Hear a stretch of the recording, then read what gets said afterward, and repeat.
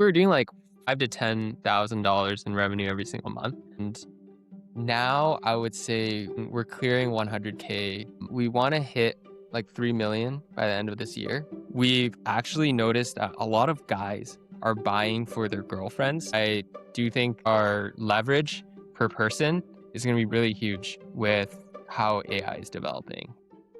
Matt, thanks for coming on the Show Off the Skill podcast, my friend. It's great to have you on. Excited to be here. Thanks for having me. Matt, so let's first off start off. Your background is something that's super interesting. From a software engineer to you know like selling kits. Like just tell me a bit more about that transition because it seems like everyone's going the opposite. Everyone's going into AI. Everyone's going into that kind of space, and you went out of that space basically. Yeah, so before I even started going to e-commerce, I was in software development. So I wrote programs, I worked a full-time job, and essentially what happened, long story short, is I quit my full-time job to go headfirst into building, as you said, AI tech startups. And then that was good and everything. And I also had the mini exit, which was helpful for me. But then at some point, I met my girlfriend at the time, and she was working on her ecom business, and really like the tech startup space and the AI space wasn't really moving forward for me. So I was like, hey, why not just work on this really cool product and see how I can take my skills and like more so like my business and entrepreneurial skills and take that to the next level. Because for me, at the end of the day, it was just to optimize for how much learning I can get from doing entrepreneurship. So I think that was the best decision for me. And looking back, I 100% was the right decision. Yeah, but kind of walk me through, I guess, like in that moment when you were making that decision in that specific moment, were there, I guess, I wouldn't want to say people, but were there self doubts? Was it just like, listen, like let's say I have five friends that are in tech and they're all going down this path, and I'm just going a completely different path. Kind of, what was that mental frame of mind back then? Honestly, I didn't really care. Like I always was like a trailblazer. I didn't really care what other people thought as much as I think other people would. But the big thing for me was a lot of my identity was tied towards being a tech founder, and even like my degree in engineering, I kind of built up that belief that like, hey, like I'm gonna build something in tech. And it didn't really cross my mind to do sort of an e-commerce business, which didn't feel like a good fit for my skill set. So I think the biggest thing was just that I would say limiting belief where I was like, "Hey, like I should be this," and like I wasn't really opening the scope of my mind. So basically, what this led to was there was a time frame, maybe like 3 or 4 months, where I was like double dipping. Like half my time was spent doing this e-commerce business, and then half my time was spent working on, I don't know, my tech startup or something that I wanted to build. And I think in that period of time, I was just like not really moving forward in either of them. And then I realized that hey, if I wanted to do one well, I needed to choose one and not be in both areas. So I was like, which one is gonna really optimize towards my learnings, which is at the end of the day, I want to be a person, I want to optimize for my learning. And I think going into this new area where it was kind of scary for me, I didn't really have much experience. I didn't know anything about like physical goods. I didn't know anything about accounting. And I just went headfirst and went all in. Awesome. So just give us a bit of background about like when you joined Claymoo, kind of what were sales looking like and what are they at right now? Sales, maybe the amount of kits you guys are selling approximately. Yeah, so when I joined, I think we were selling around, say, I don't remember too clearly, but I would say we were doing like 4, 5, maybe like 5 to 10,000 dollars in revenue every single month. So it was very much not something that could really sustain like a person. It was like a side thing, essentially. It wasn't enough like revenue to actually support someone. And now I would say we're clearing 100K a month. So since then, it's probably been just under 2 years. And yeah, it's been a huge journey and learned a lot. And it was amazing. That's amazing. That's amazing, man. And I think you raise a very good point because I think a lot of people that are looking to get into the consumer goods space, I don't think they realize that like if you're let's say in a like you're starting a software company and you're making 10K in revenue compared to in this industry 10K in revenue, the profit and loss statement looks very different, you know. So what you Yeah, actually take no, home at the end. yeah, like I would say if you're a growing brand, you likely won't really make enough money to live the life that you think you would live at like 100K until like 3 years in. Just the margins are so different. But maybe that's flipped because with AI, the that kind of flips the margins on the software end as well. Because AI isn't just like you can't just scale infinitely like a software startup. Yeah, yeah, yeah, 100%, 100%.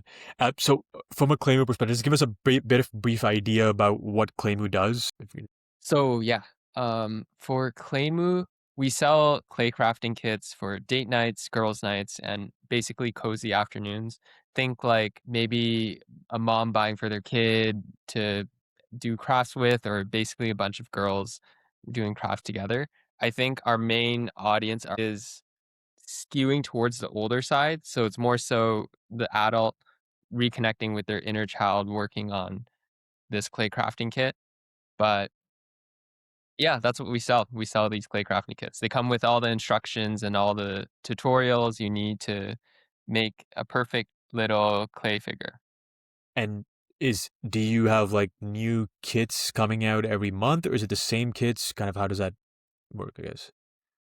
Yeah, so this is more of a recent thing, but recently we've been trying to release new kits every single month. And as we start optimizing our process, I would want to release more and more frequently, maybe bi-weekly or even every week we just like drop something new. But right now we don't really have that operational capacity to do that. And how does the ideation work with that normally? Is it like you're asking, customers like what would they like to see? Is it more like you're just kind of looking at trends around you? What does that kind of ideation look like for new kits? So I really wish this was like more there's a better process to do that, but right now it's a lot of just looking at trends of what would look nice, talking to customers, making like Instagram polls like, "Hey, like what sort of series would you want to see?" And then seeing like our customer support and sometimes people would request, "Hey, like I want this, I want that." And then kind of putting all of that together, not really through any sort of system, just like looking at it and we're like, "Okay, what are the vibes here?" And then we Yeah. then we like put it out there. And even I think most of it is just like, what are our vibes? Like, we don't even look at that as much. We just like, what are our vibes? And then we throw something out into the wild. Yeah. But Yeah. that's where we're at right now. Yeah, I mean, of course, and if you would consider yourself a customer of a product like that, you have a decent idea about at least what your consumer wants per se. So Yeah. yeah, I can And see that. and a big thing for us is that like we've sort of de-risked our product release thing. Like obviously and the way that we've de-risked it is we've incorporated different systems to help us with product releases. I think one big system is that we actually manufacture the kits ourselves. So we can control the MOQ, we can control the costs on how many kits we can create and everything. And that really helps us be a lot more adaptive. For example, we make a new release, we can just like make a small batch and then see how the sales are going. And then if the sales are going well, we can make a bigger batch. And the second thing that we've done is we've incorporated sort of mystery kits. So if, for example, there is like something that doesn't sell well, we can just like mark it as sold out and then maybe incorporate it as a part of a mystery kit and push some inventory right there because a lot of the in e-commerce a lot of it is just moving inventory for cash and it's just like balancing like what inventory you have on hand and basically your balance sheet essentially. And was it a like a did you guys make it a point right from the start to manufacture yourself? Were you considering like outsourcing that? Like, what was the decision, I guess, behind that? When we first started we I mean we were originally manufacturing everything by ourselves and then over time we've came to a crossroads where it's like, oh, should we invest in like machinery and a bunch of different like upfront investments and like basically have a factory in Canada, or should we outsource it into China? And then over time, we've kind of just went down one road and we realized like, hey, like at the moment, like we're on fire, like we gotta grow, like we gotta make it now. We can't just like go to China and manufacture the kits, or not even China. It could be anywhere, like India or Thailand or whatever, to manufacture it. We just had to make it now. So that's kind of how we continue developing our manufacturing. But in the future, there might be plans to outsource a component of it. But I think in the meantime, we'll very much have like a manufacturing facility in house. Definitely. So currently in your warehouses, you're like you have like let's say a manufacturing assembly, and then also you like they come off it, and then from there they're getting packed and shipped out, or kind of how does that work currently? Yeah. So right now we have clay, white clay that comes in from our clay manufacturer. That's like sort of a raw material. And then that's the only thing that comes in, the white clay and a bunch of tools and whatever. And then we dye the clay and then we package the clay into these little sealed candy bags. And then once they're in sealed candy bags, we put it again into like the final kit where we like print the pouches from another manufacturer and then we assemble everything and then seal it. And then once it's sealed, then we store it in our inventory and then we ship it out in boxes to our customers when they place the order. Awesome, awesome, awesome. No, that's great. And I want to kind of segue from that, Matt, more into like kind of your customer acquisition channels, like what's kind of working for you guys. You know, there's for 2 years going from 5 to 10K to 100K is incredible. So I guess just talk us through a bit about, you know, how are you kind of acquiring customers right now? What's been working for you? The biggest thing that I would say has been working for us is just using meta ads. So creating a lot of creative, pushing that out, understanding the margins, and then pushing the ad spend to the max where it's like, hey, let's like spend as much as we can as long as we break even on our first customer acquisition. We can profit on the returning customer because we're counting on like our product is good enough that if we like maybe send an email in the future, customers will come back and buy it. For example, if we make a new release, is what we're banking on. Other than that, even if they don't come back, at least we broke even on the first purchase. Is is how we do it. And have you seen like a certain percentage of customers coming back on average? Like, has that worked for you guys or? It's I would say it has. We haven't really seen too much of a return yet. It's just that we've been growing a lot over the past couple of years. So it's like a lot of our returns kind of pales in comparison of our new customer acquisition because we're acquiring a lot of new customers really quickly. So it's hard to kind of quantify that. But maybe we're around like 15% return, I would say, from where we're at. Although not ideal, I think we're looking to bump it up to 30%, which would be more ideal for our space. But yeah, we're still working on that. Definitely, definitely. And on the meta ad side, just how does creative look like? Are you, let's say, hiring creators? Are you creating it yourself? Just video, audio? We've had for the last bit, we have been doing everything in house. So Carol, my fiance slash co-founder, she she's really talented at making content. She's like a S tier content creator. So she's been making a lot of the content for the past, and then we've been reusing that content. And then combined with like reviews from customers, we get content from customers and then we incorporate that into our ads. And yeah, I would say for now, it's like mainly just in-house creator. Like we maybe have a couple of interns and Carol creating some content combined with customer reviews. And in the future, we're looking into getting UGC creators to help with creating more content. But we're still in the process of doing that. Awesome, awesome, awesome. So this maybe because a lot of people that are listening to this, they're either looking to start a brand, like a D2C brand, or they're already started and they're looking to launch or scale. So I guess kind of walk us through maybe one ad that you felt worked really well, like kind of what was the process behind it? I want to talk through. maybe how we do our ads process. And I'll talk through the ad itself, but essentially what we do is we always start with a static ad, and then we have like our messaging, we have like our concept put together, and all of that is taken in from our reviews. So using the reviews, like we have a bunch of reviews and we get them by like, hey, like if you want to maybe get some free product. Like there's a giveaway, like make a review and then I will choose like one or two people who will get some free product and then it'll be like a giveaway. So that's how we get reviews, people to make reviews. And then we use those reviews and we use the language that is in the reviews and then we create a static ad. And then it's very simple. You just take like a headline of what someone said, and then we just condense it into maybe like 7 to 10, like under 7 words. And then we just put in quotes like whatever that person said plus 5 stars.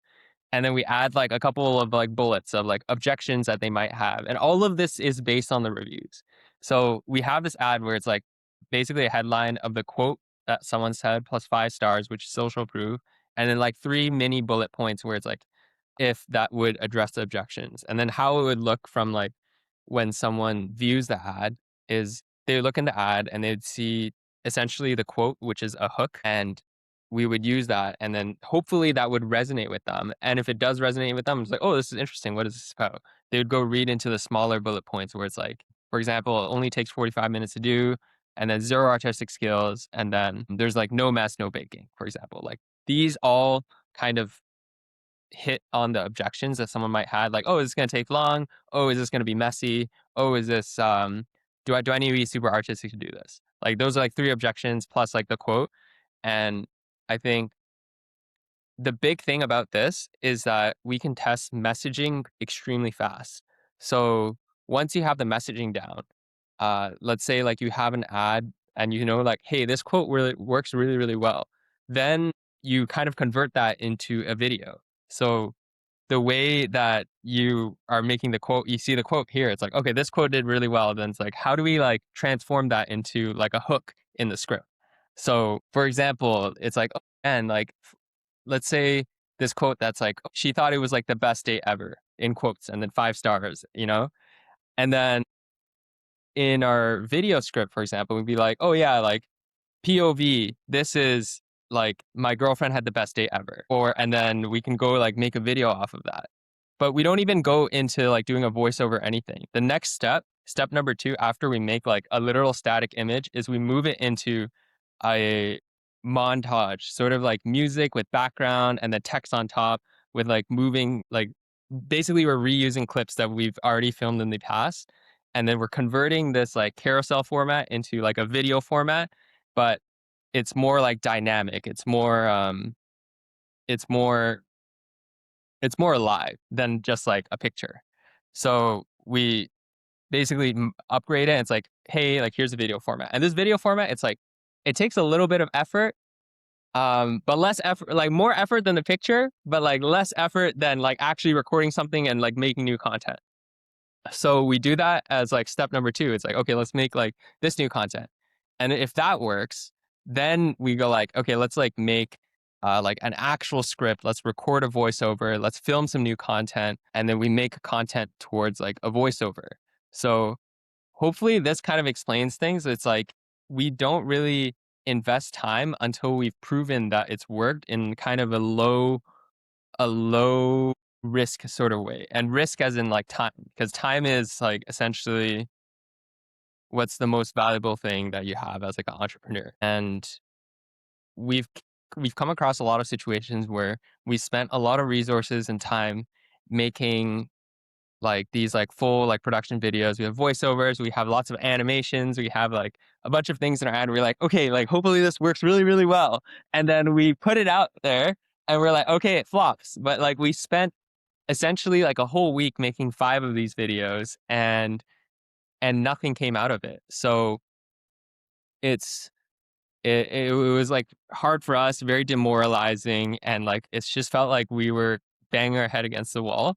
So I think after I learned about like this format where it's like, hey, let's test content cheaply, And then once we've proven that like, hey, it works cheaply, let's like move it up the ladder, the production ladder, and start adding more like production value that like we know will perform better, but we've also confirmed that the messaging works.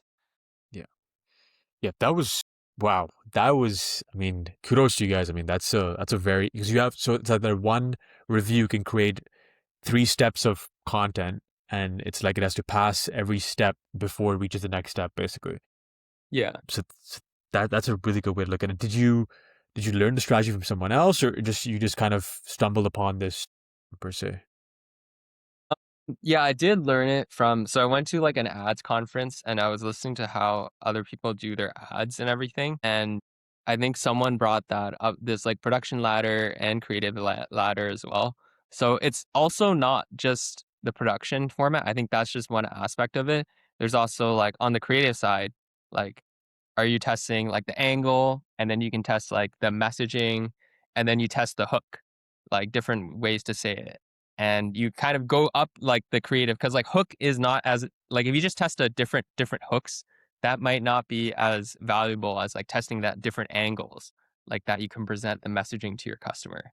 So on top of that, there's also like the creative ladder as well that we go through. And then once it passes all the creative, then we just like push it up the production ladder. I think to answer your question, yes, I learned it from other people and just talking to other people and putting together my sort of method of doing this.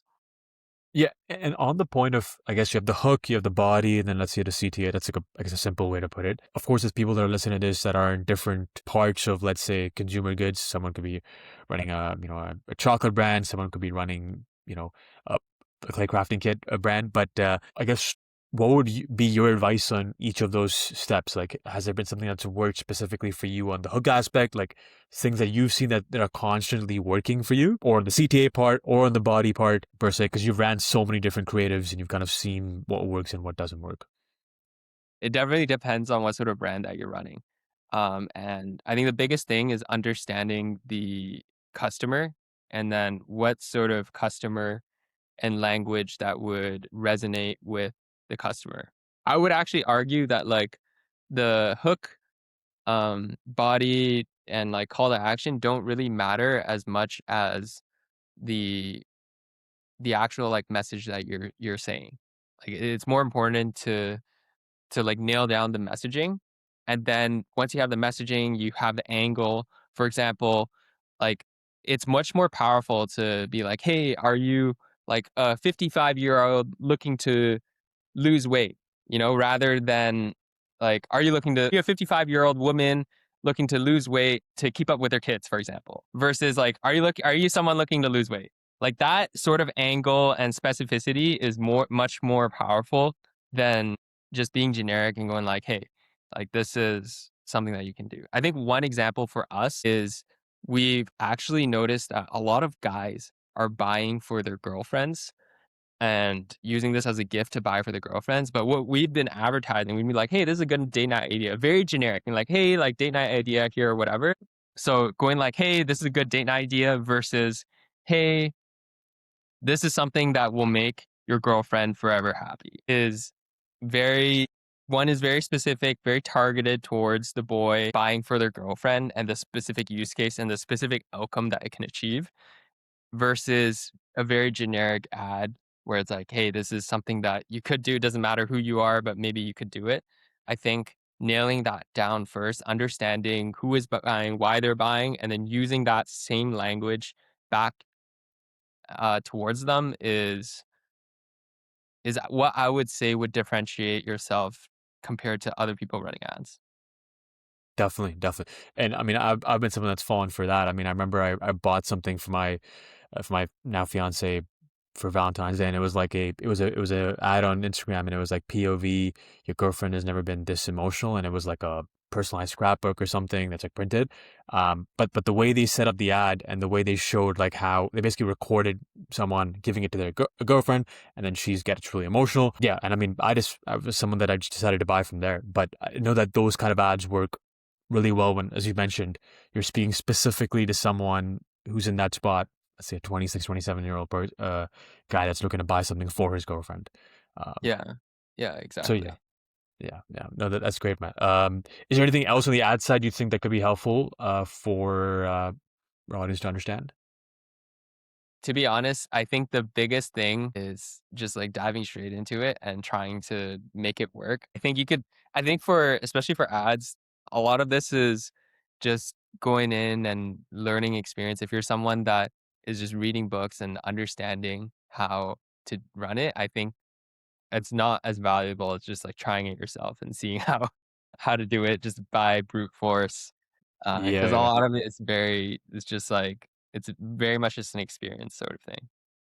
Definitely. You gotta burn your hand a couple of times to, like, actually, Yeah, exactly. learn it. Yeah, for sure. So also I wanna talk, Matt, a bit more on, like, the tech side. So you're someone, of course, you have that background in tech. Um, I guess how did that help specifically being in e-commerce? So, actually, when I first joined, it was more of a distraction than a help. I felt like I was focusing a lot more on incorporating tech, automation, and a bunch of things. And what I've realized was that a lot of this is just a waste of time, and all I needed to do was focus on making more ads. And and I think this advice likely is rings true for someone that is starting out an e-commerce brand. If you're thinking about like, hey, like how do we automate stuff or whatever, you're likely thinking about the wrong thing. What you need to do is you just got to make more ads first and then like scale your business a little bit. And then once you get up a little bit and then you start coming across problems where it's not just about getting more sales as the solution, then you think about like, okay, maybe we need like automation to solve that problem. But if you're feeling like sales is like the number 1, like number 2, number 3, number 4 problem, then that's likely not the solution. But I think in my experience, I tried doing this, the automation side of things. It helped a lot, but only to a certain degree. Like, I think what was helpful was just setting up the spreadsheets and having all like the spreadsheet logic for the operations down. But really the nitty-gritty coding stuff was more of a waste of time compared to being productive. And but I think an asterisk on that, with how AI is developing and everything, it's getting easier and easier to actually build these tools. So maybe the time to worth economics has been flipped a little bit, and that's what I'm currently exploring with my business and how to optimize it, um, right now. I think that's really good advice for anyone that, let's say, has a bit of a technical background and is looking to get into e-commerce. I'm not even someone who's technical, and I can sometimes also get very into the nitty gritty about let's just run this automation through this, and then let's see what happens. But instead, you got to sell basically in the end. That's the main thing. So, I guess could maybe speak to some of the areas of the business currently that you're looking to implement AI, or you've already implemented AI in? Yeah, so right now, a lot of the AI that we've implemented is more so geared towards the automation side of things. So we've created an internal app that can help us publish ads. It can help us with creating product, like generating scripts for our product tutorials and generating text tutorials, just optimizing like our product creation aspect, our inventory management, our production schedules, because we like run a factory essentially. So we have to schedule people to work on shifts, like what shifts to allocate, what sort of colors to mix, like all of that is done through our internal app. And funny thing is, we used to run all of this on a spreadsheet, and then within 2 weeks, we have an internal app after learning about Claude Code. So shout out to my operations guy. He's like actually a wizard with Claude Code, and he's just been really building on the app. And then so that's more so on the operations side. More so on the marketing side, we've been actually creating a basically like using AI to help with like creating ad briefs and writing emails, and that's been super helpful for us. And we found like Claude Code to be a lot more useful compared to ChatGPT, or using like the agentic stuff has been really helpful. Yeah, yeah, definitely, definitely. Yeah, I mean, Tractor Anthropic, that's for sure. Yeah, I But know, it's crazy what they've done. Absolutely bonkers. yeah. So are you using the same internal app for the production lines for marketing? Is it the same thing where everything's kind of like centralized or? No, no, no, it's not the same thing. I think we have our internal app is just our internal app, and then like, more so how I see it is, like, the internal app is, like, for deterministic or more deterministic operations where it's like, hey, like we need to create a production schedule or whatever. Whereas if you're writing an email, it's not like you can write code like a work tree on like how to write that email. It's got to be AI going through it and writing something out, and then us like iterating with it and making it good, and then publishing it is where our more like internal kind of what is that? We call it Claymoo OS. Our internal Claymoo operating system. OS means operating system. So our operating system lives, and then that's where the less what do you call that again?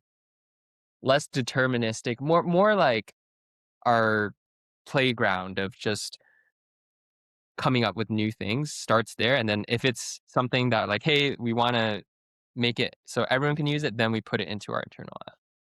Definitely, definitely. So, for example, let's say you're advising an e-commerce founder who's putting, let's say, 20, 30K a month.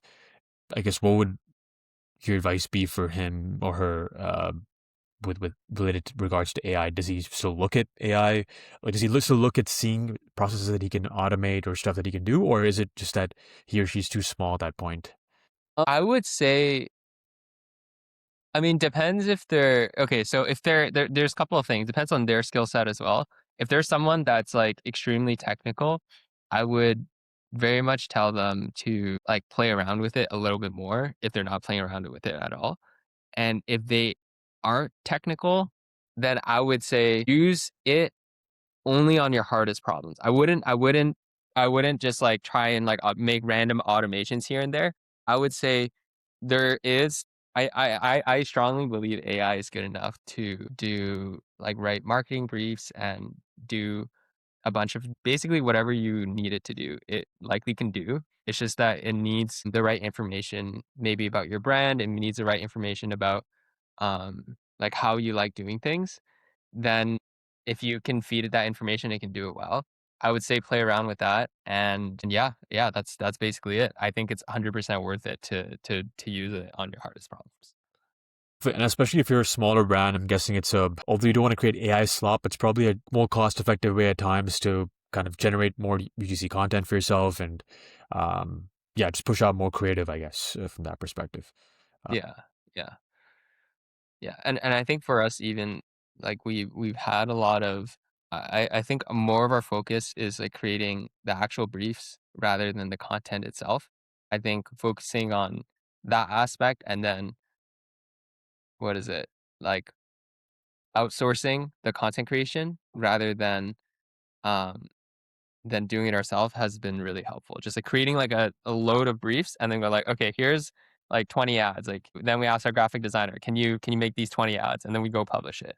It's been a game changer for us, just kind of flipping it on like, hey, like maybe I mean I'm sure there's ways we could use AI to like generate images and everything, but where the huge value add for us has been is just generating these briefs.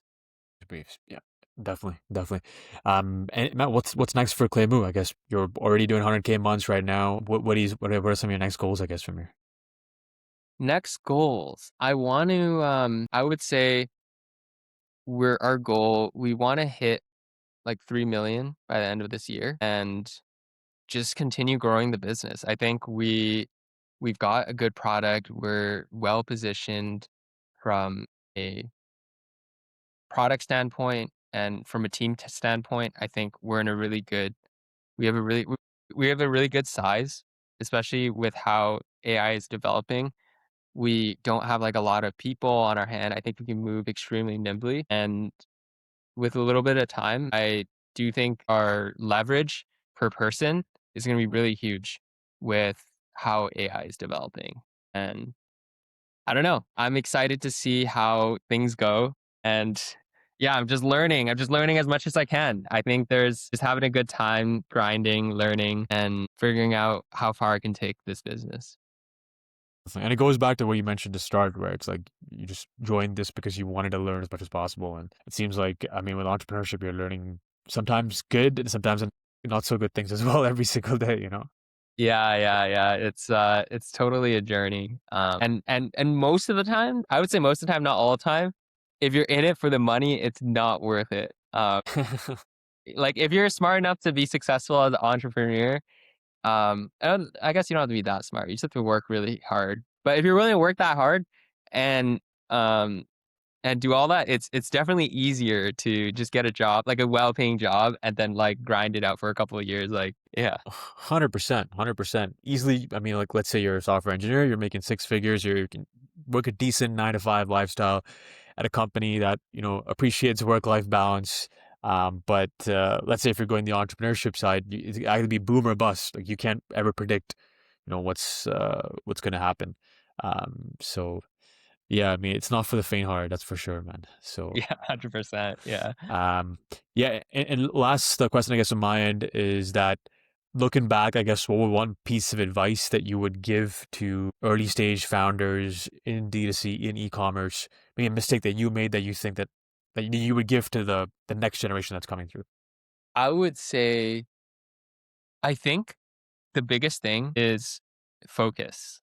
So, how I see it, at least for myself, is if I knew the best thing to do, I could probably I could probably hit my goal in like 3 months or something. But because like I'm not talented enough, I don't know how to know what to do specifically. I can't do that. I see a lot of new founders, there's like 1,000 shiny objects, and they let themselves get distracted by all of these shiny objects, and it kind of distracts them from like their ultimate goal.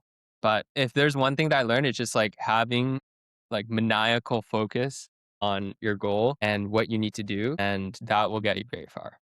Definitely, definitely. Because I'm sure as you like, if Meta ads is working for you, then you're probably also thinking, well, what about TikTok ads or Google ads or this or that or organic content? Like we could just look at so many different things. But the fact that you've stayed in line, you've stayed focused. I mean, it shows to why you're so successful, and going to continue to grow. No doubt Yeah, about that. yeah. So yeah, no, man, this is great, Matt. Thanks a lot for breaking everything down. Really enjoyed this conversation. Yeah, me too. Where can people find you?